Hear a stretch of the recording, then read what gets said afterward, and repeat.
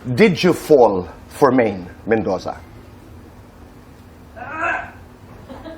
Yes, Tito Boy.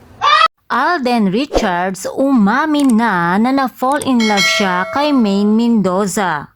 Si Alden Richards ang guest ni Tito Boy Abunda sa Fast Talk with Boy Abunda ngayong araw at sa tanong ni Tito Boy kay Alden kung ang Aldab ba ang kanyang biggest breakup and a romance at ayon naman kay Alden, ang Aldab daw ay para sa kanya ay isang romance dahil madami daw di umanong dumating na opportunity sa kanya dahil sa nabuong love team ni na Maine Mendoza na Aldab. Nagpapasalamat din ito sa Eat Bulaga.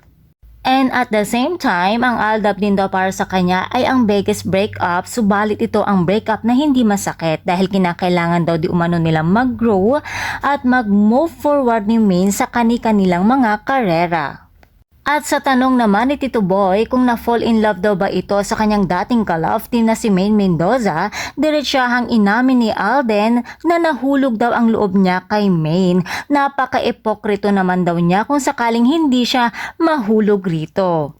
Kaya naman, kilig na naman ang mga Aldab fans sa narinig mula kay Alden. Emotional naman si Alden nang magbahagi ito ng mensahe para sa kanyang mga fans dahil aniya kung hindi dahil sa mga fans ay hindi naman daw niya mararating ang anumang narating niya ngayon. Kaya naman mahal na mahal niya ang kanyang mga fans.